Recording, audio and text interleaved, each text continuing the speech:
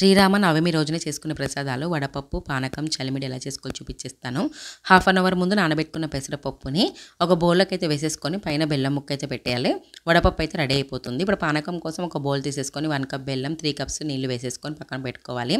Role తీసేసుకొని ఇలాచి మిరియాలు దంచేసుకొని పక్కన పెట్టుకోవాలి. ఇప్పుడు బెల్లం నీళ్ళు అయితే వడగట్టేసుకొని ఒక బౌల్ తీసేసుకొని టీ స్ట్రైనర్ తీసుకొని వడగట్టేసుకోవాలి.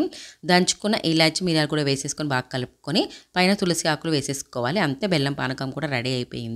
ఇప్పుడు చలిమిడి కోసం ఒక బౌల్ తీసేసుకొని 1 కప్ బియ్యం పిండి, 1/2 కప్ బెల్లం వేసుకోవాలి. అలాగే ఎండు కొబ్బరి ముక్కలు ఒక ఇలాచి వేసేసుకొని మిక్సీ జార్లోకి వేసేసుకొని మిక్సీ పట్టుకొని బౌల్లోకి అయితే తీసేసుకొని కొన్ని వాటర్ యాడ్ చేసేసుకుంటూ పిండి ముద్దలాగా చేసుకోవాలి. అలాగే లాస్ట్ ఒక స్పూన్ నెయ్యి కూడా వేసేసుకొని పిండి ముద్దలాగా చేసుకొని రెడీగా పెట్టుకోవాలి. అంతేనండి, చలిమిడి కూడా రెడీ అయిపోయింది. ఇది కూడా ఒక బౌల్లోకి అయితే పెట్టేసుకుందాము. 3 ప్రసాదాలు అయితే రెడీ అయిపోయాయి. చలిమిడి, పానకం, వడపప్పు అయితే రెడీ అయిపోయింది. మీ అందరికీ శ్రీరామనవమి శుభాకాంక్షలు.